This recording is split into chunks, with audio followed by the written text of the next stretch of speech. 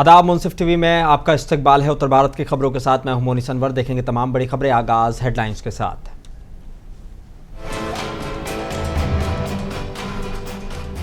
प्रयागराज की सड़कों पर उतरे हजारों अभ्यर्थी। यूपीपीएससी आरओ एआरओ भर्ती परीक्षा को लेकर किया प्रदर्शन। पुलिस ने किया लाठीचार्ज।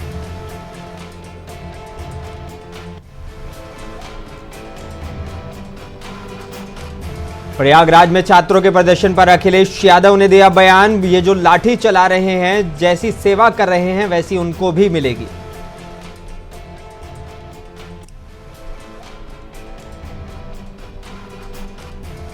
झांसी कानपुर नेशनल हाईवे पर यात्रियों से भरी रोडवेज बस अज्ञात वाहन से टकराई। कई यात्री हुए घायल। उपचार के लिए मोट स्वास्थ्य केंद्र में कराया गया भर्ती।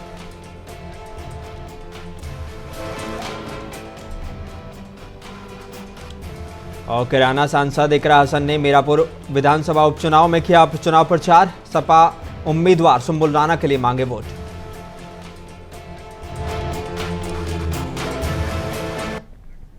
आइए बुलेटिन की शुरुआत कुछ अहम और बड़ी खबरों के साथ। उत्तर प्रदेश के प्रयागराज की सड़कों पर हजारों की संख्या में छात्रों का हुजूम उमड़ा है।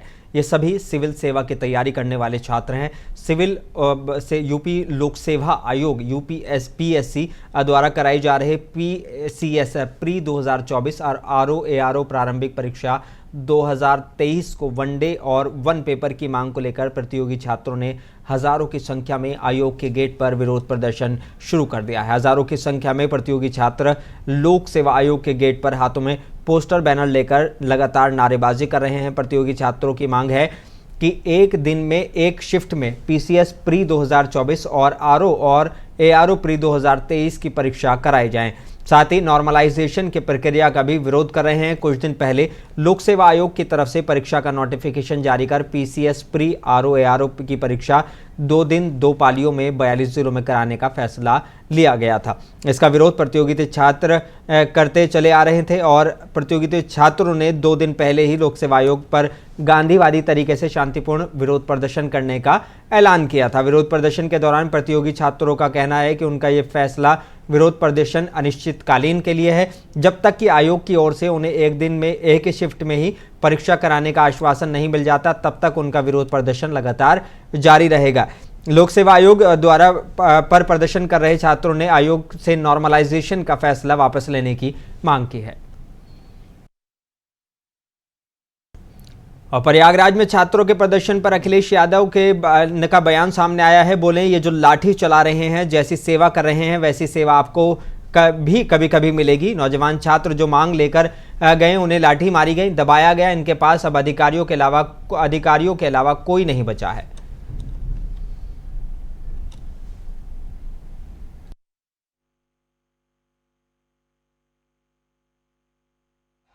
ये जो लाठी आप चला रहे हो, ये जैसी सेवा आप कर रहे हो वैसी सेवा आपको भी कभी कभी मिलेगी। अभी इलाहाबाद में सुना है लाठी चल रही है वहां पर। यूपी पीएससी वाले नौजवान छात्र जो अपनी मांग को लेकर के गए, उनको लाठी मार दी। लाठी मार करके दबाना चाहते हैं और इसलिए दबाना चाहते हैं, इनके पास कोई नहीं बचा। अधिकारियों के अलावा कोई इनके पास नहीं है। जनता तो है ही नहीं, और अगर जनता इनके साथ होती तो क्या बताओ, बीजेपी के नेता को अपनी वेशभूषा बदलनी पड़ती क्या? अगर इनके पास वोट होता तो बताओ इन्हें वेशभूषा बदलनी पड़ती क्या? सुना है वेशभूषा बदल करके वोट मांग रहे हैं। उत्तर प्रदेश के मुरादाबाद जिले के कुंदरकी विधानसभा इलाके में समाजवादी पार्टी के राष्ट्रीय अध्यक्ष अखिलेश यादव ने आज पार्टी के उम्मीदवार हाजी रिजवान के समर्थन में जनसभा को संबोधित किया। उन्होंने भारतीय जनता पार्टी की सरकार की नीतियों पर जमकर हमला बोला और पार्टी कार्यकर्ताओं से आगामी उपचुनाव में जीत सुनिश्चित करने के लिए पूरी ताकत से जुटने की अपील की।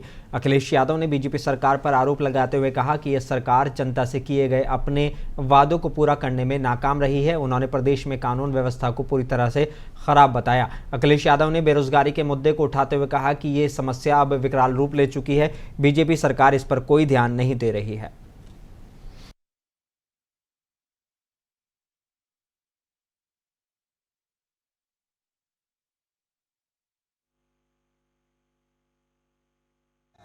मैं आपसे कहना चाहता हूं कि जुड़ेंगे तो जीतेंगे। ये पीडीए की रणनीति जिताएगी आपको, और इसीलिए पीडीए से घबरा करके ये पीडीए के बारे में अनाप शनाप कह रहे हैं, पिछड़े दलित अगड़ों के बारे में।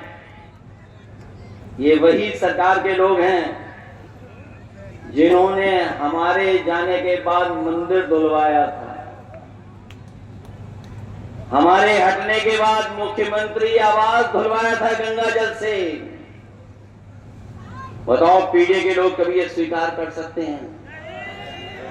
आप बताओ जाके पीडीए परिवार के लोगों को कि ये वही लोग हैं जो अपमानित कर रहे हैं हजारों साल से, और फिर साजिश कर करके सत्ता में रहना चाहते हैं।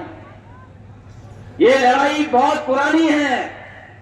ये हम पे कहते हैं कि हम जातिवादी लोग हैं।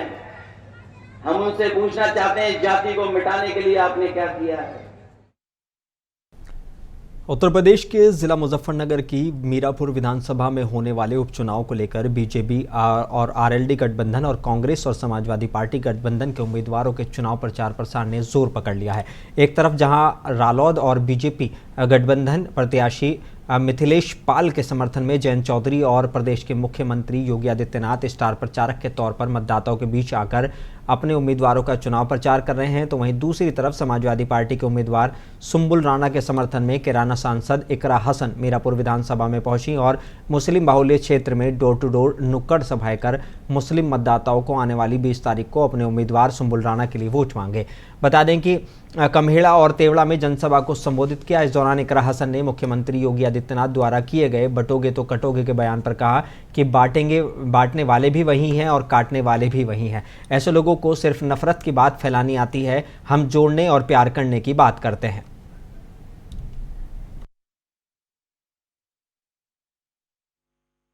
बिल्कुल हमारी पार्टी चुनाव लड़ रही है और जहाँ जहाँ पार्टी चुनाव लड़ रही है, जहाँ भी ज़रूरत है, मैं हर जगह जाने की कोशिश करूंगी और पार्टी के लिए काम करेंगे, मजबूती देने का काम करेंगे। क्या जी? का एक प्रोडक्शन हाउस है समाजवादी पार्टी। बिल्कुल इस बात में कोई सच्चाई नहीं है। 10 साल से उनकी सरकार है। अगर वो किसी पर कोई भी इल्ज़ाम सिद्ध करना चाहते हैं, उनके पास मौका था, लेकिन झूठे बातों को चुनाव के वक्त इस्तेमाल करने से कोई फायदा नहीं होगा। देखिए, भाजपा की जो राजनीति है वो हमेशा समाज को बांटने पर ही आधारित रहती है। हम लोग उसके सख्त खिलाफ है। हम कोशिश करते हैं कि हम प्यार से अपने समाज को जोड़ें, भाईचारा बनाएं, और भाईचारे की बुनियाद पे ही हमारा पीडीए का नारा है और उसी नारे पर हम ये चुनाव लड़ रहे हैं। देखिए, कई बार उनकी गरिमा पे हम सब सवाल उठा चुके हैं, लेकिन क्या करें, जब वो उसमें तब्दीली नहीं लाते तो आप और हम कुछ नहीं कर सकते। किस तरह की अपील करना चाहेंगे आप? हमें पूरी 20 नवंबर को मुजफ्फरनगर की मीरापुर विधानसभा में होने वाले उपचुनाव को लेकर राजनीतिक नेताओं की बयानबाजी शुरू हो गई है। मुख्यमंत्री योगी आदित्यनाथ द्वारा समाजवादी पार्टी को अपराधियों का प्रोडक्शन हाउस वाले बयान के बाद समाजवादी पार्टी के पिछड़ा वर्ग प्रदेश अध्यक्ष राजपाल कश्यप का विवादित बयान सामने आया है। सोमवार दोपहर मीरापुर विधानसभा में समाजवादी पार्टी के उम्मीदवार सुंबुल राणा का प्रचार प्रसार करने आए राजपाल कश्यप ने अपने बयान में कहा कि अपने विवादित बयान में कहा कि बीजेपी वालों को तो केवल चुनाव जीतना है, चाहे उन्हें बहन बेटियों की साड़ी भी क्यों ना खोलनी पड़े।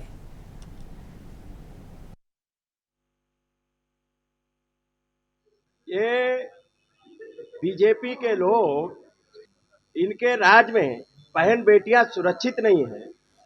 आपने देखा होगा कि बहन बेटियों के साथ में कितनी बेटियां योगी आदित्यनाथ से गुहार लगा के आई, उत्तर प्रदेश के मुख्यमंत्री आवास पे गुहार लगा के आई, उसके बाद में भी उन पर कार्रवाई नहीं हुई। या तो आत्महत्या करनी पड़ी या तो उनको जला दिया गया। आप बताइए कितनी घटनाएं हुई। ये इनके हाथरस की बेटी, अरे ये क्या बताएंगे? ये तो लोकतंत्र में बहन बेटी, इनको चुनाव जीतना है, चाहे बहन बेटी की साड़ी भी खोलनी पड़े तब भी चुनाव जीतना है। लखीमपुर में नहीं देखा क्या? चीर हरण करने का काम किया। इनको ये बीजेपी के लोग बहन बेटियों का दुख दर्द नहीं समझ सकते। उत्तर प्रदेश के शाहजहांपुर में जनहित की समस्याओं को लेकर समाजवादी पार्टी के नेता और कार्यकर्ताओं ने समाजवादी पार्टी के जिला अध्यक्ष तनवीर खान के नेतृत्व में धरना प्रदर्शन कर राज्यपाल के नाम संबोधित ज्ञापन सिटी मजिस्ट्रेट प्रवींद्र कुमार को सौंपा। तनवीर खान ने कहा कि रबी की फसल की बुआई का वक्त है, लेकिन डीएपी खाद समिति सरकारी समितियों से गायब है। किसान खाद के लिए दर दर भटक रहे हैं। सरकारी धान क्रय केंद्रों को पर दलालों का बोलबाला है। किसान धान की फसल औने पाने दामों पर बेचने के लिए मजबूर हैं। आज जनहित की समस्याओं को लेकर जनपद शाहजहांपुर में समस्याएं हैं। पूरे प्रदेश में भारतीय जनता पार्टी की लगभग 7 साल से सरकार में हो रहे हैं। समस्याओं का अंपार लग गया है। जनपद शाहजहांपुर की गंभीर समस्याएं हैं, जिसमें सबसे बड़ी समस्या है हमारे किसान भाइयों की। किसान भाइयों के साथ जो शोषण हो रहा है किसान भाइयों का, उस पर हम लोग यहाँ पर बैठे हैं। किसान भाइयों को डीएपी खाद सरकारी समितियों को उपलब्ध नहीं हो पा रही है, कालाबाजारी हो रही है डीएपी खाद की। और दूसरा जो है मुद्दा धान क्रय केंद्रों पर, तो धान क्रय केंद्रों पर उनका सरकारी रेट पे हमारे किसान भाइयों का धान नहीं खरीदा जा रहा है, औने पौने दामों पर धान खरीदा जा रहा है। और आज भारतीय जनता पार्टी की सरकार 7 साल से ऊपर हो चुके हैं। इस सरकार ने अभी तक मात्र बीच में 2 बार गन्ने का रेट बढ़ाया। किसान झांसी की मोठ कोतवाली इलाके में झांसी कानपुर नेशनल हाईवे पर यात्रियों से भरी रोडवेज बस हाईवे से गुजर रहे अज्ञात वाहन से टकरा गई, जिसके बाद बस में सवार यात्रियों की चीख पुकार मच गई। कई लोगों के घायल होने की सूचना है। घटना की सूचना पर पुलिस को मिलते ही मोठ कोतवाली पुलिस मौके पर पहुंची और बस में सवार घायलों को उपचार के लिए मोठ स्वास्थ्य केंद्र में भर्ती कराया, जहाँ उन्हें प्राथमिक उपचार दिया गया है। घटना में एक व्यक्ति की हालत गंभीर होने पर उसे झांसी अस्पताल रेफर किया गया है। पुलिस अब अज्ञात वाहन की तलाश में जुटी है। आलोक पाल किस गाड़ी पे चलते हैं? इस पे तो नया चला हुआ, पहले दूसरी गाड़ी पे चल रहा था बरसाने वाली। क्या घटना हुई है? ये ट्रक से टकरा गई है गाड़ी। कैसे लग गई? अब मैं तो यात्रियों का टिकट बना रहा था, मैंने तो ना ध्यान नहीं दे पाया है। तो इधर से गाड़ी क्रॉस कर रही थी रोड, उधर से ट्रक आया, आपस में लड़ गई। कितने लोग घायल हैं? लगभग 10 लोग घायल हैं। कहाँ गए घायलों? मेडिकल भेज दिया। कहाँ से कहाँ जा रही थी ये बस? ये कानपुर से झांसी जा रही थी। किस जगह घटना? उत्तर प्रदेश के मुख्यमंत्री योगी आदित्यनाथ के बटेंगे तो कटेंगे वाले बयान पर प्रदेश मुख्यालय से लेकर विधानसभा स्तर तक पर रार ठनी है। इसको लेकर अब वीरांगना भूमि झांसी में भी सियासत गर्मा गई है। मुख्यमंत्री के बयान के बाद समाजवादी पार्टी के सुप्रीमो अखिलेश यादव के बयान ने भी खूब सुर्खियां बटोरी हैं। अब ये बयान महानगर में होर्डिंग वॉर के रूप में तब्दील हो गए हैं। होर्डिंग वॉर में एक तरफ जहां भाजपा समर्थकों ने सीएम योगी आदित्यनाथ के बयान को दोहराते हुए जगह जगह होर्डिंग्स टांग दिए हैं, तो जवाब में उतरे सपा समर्थकों ने भी अपने मुखिया के बयान को होर्डिंग में लिखकर चौक चौराहों पर चस्पा करवा दिया है। झांसी में एकाएक आई इन होर्डिंग्स की बाढ़ ने हल्की सर्दी के बीच सियासी पारा चढ़ा दिया है। अब इन होर्डिंग्स की चर्चा शुरू हो गई है। झांसी के गुरसराय थाना इलाके में एक 22 साल की लड़की ने अपना वीडियो बनाकर सोशल मीडिया पर वायरल किया है। युवती का आरोप है कि उसके परिवार के लोग उसे करीब 1 हफ्ते से बंधक बनाकर एक कमरे में बंद किए हुए हैं। युवती का आरोप है कि वो एक युवक से बेइंतहा मोहब्बत करती है। इसी बात से नाराज परिजनों ने उसे कमरे में बंद कर दिया है और उसकी जान को खतरा है, जिसका वीडियो सोशल मीडिया पर बनाकर युवती ने वायरल कर दिया। फिलहाल इस मामले पर स्थानीय पुलिस गोलमोल जवाब देती नजर आ रही है और अब सोशल मीडिया पर लगातार युवती का वीडियो तेजी से वायरल हो रहा है, जिसमें युवती अपनी जान बचाने की गुहार लगा रही है।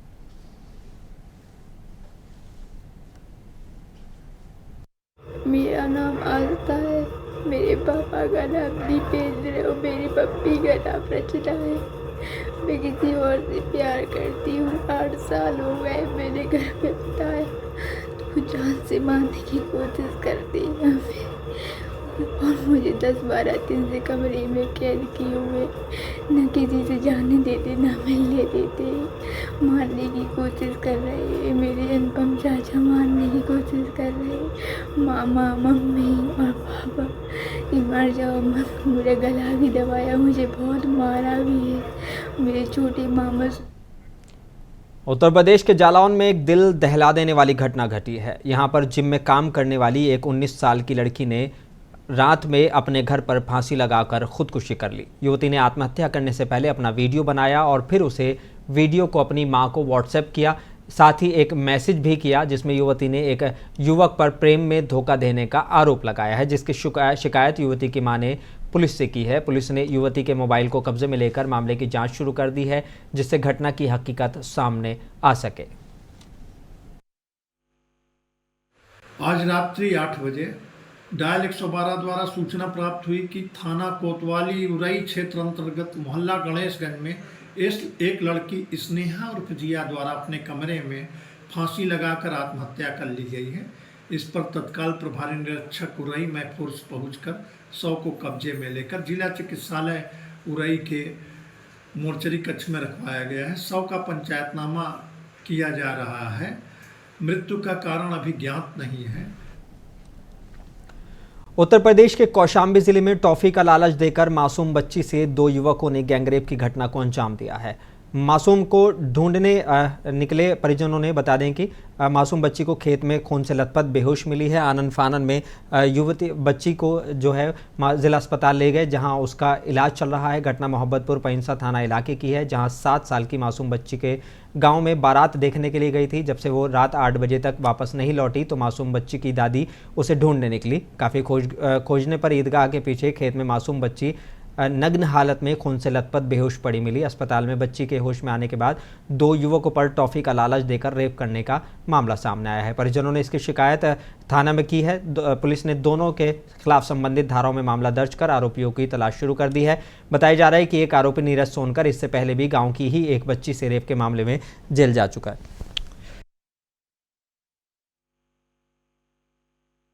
थाना पैंसा अंतर्गत विगत रात्रि एक बालिका के साथ दुर्व्यवहार की शिकायत मिली। पुलिस बल तत्काल मौके पर पहुंचा है। उनकी तहरीर पर प्रथम सूचना रिपोर्ट अंकित कर ली गई है। पीड़िता को मेडिकल के लिए महिला चिकित्सालय भेजा गया है। जिन 2 लोगों को नामित किया गया है उनमें से एक की गिरफ्तारी कर ली गई है। पूछताछ की जा रही है। उत्तर प्रदेश के पीलीभीत में बीजेपी विधायक के चचेरे भाई की हत्या करने वाले 5 आरोपी गिरफ्तार हो गए हैं। पुलिस ने तत्परता दिखाते हुए हत्या की घटना को अंजाम देने वाले हत्यारों को गिरफ्तार कर लिया है। 5 हत्यारों को गिरफ्तार कर जेल भेज दिया गया है। पुलिस ने घटना में इस्तेमाल किए गए लाठी डंडे और बांका बरामद कर लिया है। पीलीभीत के थाना घुंग चिहाई थाना इलाके का ग्राम उदरहा का ये मामला बताया जा रहा है। और बिजनौर शहर के काशीराम कॉलोनी में आधी रात को आपसी विवाद में पिता ने इकलौते जवान बेटे को चाकू मारकर कत्ल कर दिया। पुलिस ने शव को पोस्टमार्टम के लिए भेज दिया है। 7 महीने पहले युवक की शादी हुई थी। मृतक की पत्नी ने ससुर के खिलाफ हत्या की धारा में मुकदमा दर्ज कराया है। पुलिस ने आरोपित पिता को गिरफ्तार भी कर लिया है। 15 दिन पहले मृतक के छोटे भाई की भी बीमारी से मौत हो गई थी।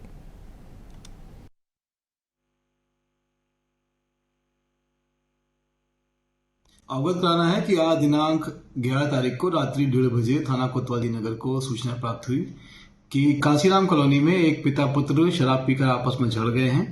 पिता ने अपने बेटे अक्षय को चाकू मार दी है। इस घटना को पुलिस के द्वारा अटेंड किया गया। बेटे अक्षय की दौरान उपचार जिला अस्पताल में मृत्यु हो गई है।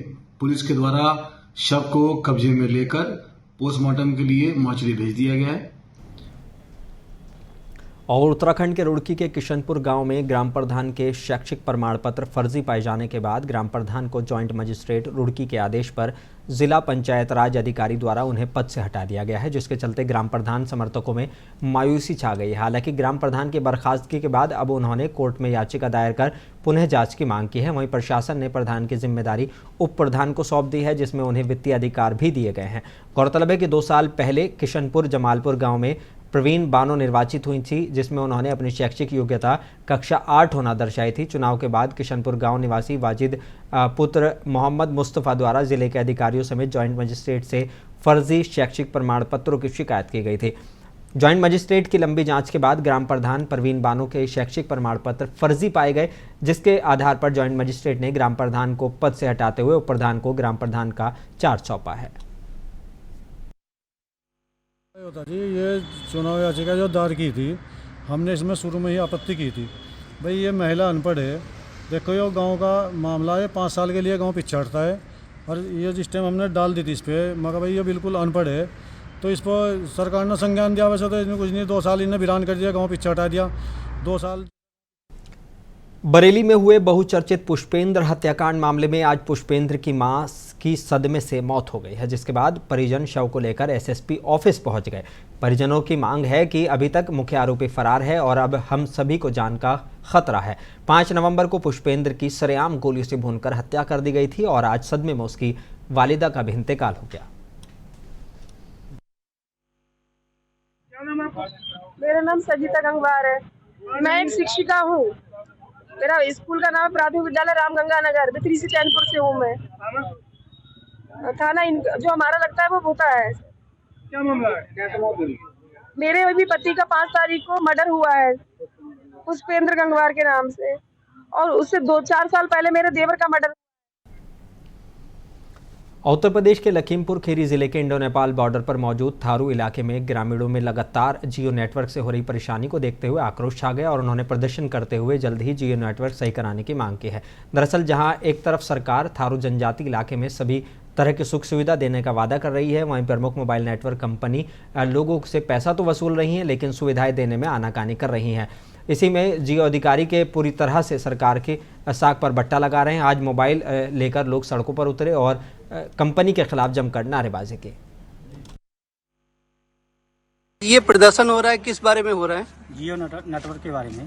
अच्छा, क्या हो गया है मोबाइल को? जियो सर्विस जो है हमारा रिचार्ज जो करवा रहे हैं हम लोग सूरा चंदन चौकी और जो है ग्वारी फंटा के बीच में थारू क्षेत्र में नेपाल बॉर्डर में नेटवर्क काम नहीं कर रहा है जियो का, इसीलिए प्रदर्शन जियो के खिलाफ, मुकेश अंबानी के खिलाफ उठाया गया है। क्या प्रदर्शन? उत्तर प्रदेश के आजमगढ़ जिले के थाना मुबारकपुर में गोकशी के मुकदमे में 2 वांछित अभियुक्तों को गिरफ्तार किया गया है। इससे पहले उनके 5 साथियों को पुलिस जेल भेज चुकी है। बता दें कि 20 अप्रैल 2024 को मोहल्ला पुरारानी थाना मुबारकपुर में अवैध रूप से प्रतिबंधित मांस बेचने की सूचना पर प्रभारी निरीक्षक मुबारकपुर पुलिस बल के साथ मौके पर पहुंचे थे और 8 में से 5 को गिरफ्तार कर लिया था। आरोपियों के कब्जे से 320 किलोग्राम भैंस का मांस, इलेक्ट्रॉनिक तराजू, 8 भैंस, 8 भैंस के बच्चे, 1 गाय और 1 बछड़ा और मांस बिक्री के 9,720 रुपए की बरामदगी की गई थी। अब 2 आरोपियों को इस मामले में गिरफ्तार किया गया है। ये जनपद में एक लगातार एक सूचना मिल रही थी कि रात्रि में जो घरों के सामने जो भैंसें बंधी रहती थी और अन्य जो मवेशी हैं वो बंधे रहते थे, उनको एक गैंग वो लगातार चोरी की घटनाएं कर रहा था और उसके बाद में उसको ले जाके ये लोग कहीं दूसरी जगह बेच देते थे। उत्तर प्रदेश के अमरोहा के थाना आदमपुर चौकी के दावारसी की रहने वाली महिला नेमवती ने अपने पति और जेठ के लड़के पर मारपीट कर घर से बाहर निकालने का आरोप लगाकर चौकी में तहरीर देकर आरोपियों के खिलाफ कार्रवाई की मांग की है। बता दें कि महिला नेमवती पत्नी गजराज ने बताया कि आरोपी उनके साथ रोज तीसरे दिन मारपीट करते हैं और घर से बाहर निकाल देते हैं, मगर पुलिस ने भी पीड़िता नेमवती की कोई कार्रवाई नहीं की। एक तरफ प्रदेश के मुख्यमंत्री योगी आदित्यनाथ महिलाओं को सुरक्षा को लेकर बड़े बड़े बयान देते हैं, मगर महिलाएं प्रदेश में सुरक्षित नहीं है। आए दिन महिलाओं के साथ मारपीट की घटनाएं हो रही हैं। क्या मामला हुआ तुम्हारे साथ? मारपीट करी। किसने करी है मारपीट? जेठ ने, जिठानी के लड़के ने और जिठानी ने और आदमी ने भी मेरे। क्या नाम है उनका? गजराज। तुम्हारे पति का? और जेठ का क्या नाम है? अमरोहा शहर में एक होटल में खाना लेकर लौट रही स्कूटी सवार युवती से बुलेट सवार 2 मंचलों ने छेड़छाड़ की है। युवती के साथ साथ गांव का एक युवक भी था। जब उन्होंने मंचलों का विरोध किया तो थप्पड़ों से पीटना शुरू कर दिया। शोर मचाने पर आरोपी फरार हो गए। पुलिस ने दोनों आरोपियों के खिलाफ मुकदमा दर्ज कर लिया है। बता दें कि नौगामा सादात थाना इलाके के गाँव निवासी एक युवती देर शाम स्कूटी से अमरोहा से एक अस्पताल में परिचित से मिलने आई थी। फिलहाल पुलिस ने तहरीर के आधार पर शुभम और सुनील सैनी निवासी वासुदेव थाना अमरोहा के खिलाफ मुकदमा दर्ज कर लिया है। सीए अरुण कुमार ने बताया कि मुकदमा दर्ज करने के बाद आगे की कार्रवाई की जा रही है। खबर झांसी के गुरसराय थाना इलाके से है, जहां ग्राम सरसेड़ा में रहने वाले एक पीआरडी जवान द्वारा गांव के ही शिवम तिवारी से नौकरी के नाम पर लाखों रुपए की ठगी करने का मामला सामने आया है, जिसका वीडियो भी सोशल मीडिया पर वायरल हो रहा है। वहीं इस संबंध में पीड़ित शिवम तिवारी द्वारा गुरसराय थाना प्रभारी को प्रार्थना पत्र देकर कानूनी कार्रवाई कराई जाने की मांग की गई है। क्या नाम है आपका? हमारा नाम शिवम तिवारी है। कहाँ के रहने वाले हैं आप? हम ग्राम सरसेड़ा के मूल निवासी हैं। क्या घटना घटित हुई है आपके साथ? हमारे गांव के ही पीआरडी में कार्यरत भानु प्रताप अहरवाल व उनके पुत्र विशाल प्रताप अहरवाल और झांसी में समाजसेवी संस्था आसरा सोसाइटी ने बैठक का आयोजन किया। बैठक आसरा सोसाइटी के अध्यक्ष पूजा शर्मा की अध्यक्षता में संपन्न हुई। बैठक में यह फैसला लिया गया है कि नगर में गंदे काम के अड्डे बन चुके कैबिन, रेस्टोरेंट या कैफे के खिलाफ आसरा सोसाइटी की एक मुहिम चलाएगी, जिसको प्रशासन और मीडिया कर्मियों की मदद से उजागर कर बंद कराया जाएगा। बैठक में अध्यक्ष पूजा शर्मा ने बताया कि प्रेम जाल में फंसाकर नाबालिग युवक और युवतियां इन कैबिन, रेस्टोरेंट या कैफे में शर्मनाक हरकतों में मशगूल होकर अपना जीवन बर्बाद कर रहे हैं और अपने माता पिता को अंधेरे में रखकर स्कूल या कोचिंग जाने की जगह इन रेस्टोरेंट में नशे और गंदे कामों में संलिप्त हो रहे हैं। शर्मा, अध्यक्ष आशा, मेरा नाम पूजा शर्मा, अध्यक्ष आशा सोसाइटी एनजीओ। किस चीज को लेकर आप लोगों ने मुहिम चलाई? आज हमने एक बैठक की है जिसमें आशा एनजीओ के सदस्य हैं और ये मुहिम है हमारी झांसी में जितने भी रेस्टोरेंट चल रहे हैं उनमें केबिन पे, ये रेस्टोरेंट जो है वो फैमिली रेस्टोरेंट होते हैं, ये आप भी जानते हैं और झांसी के लोग भी जानते हैं, उनमें केबिन की। बुलेटिन में बस इतना ही। मुझे दीजिए इजाजत। बने रही मुंसिफ टीवी के साथ।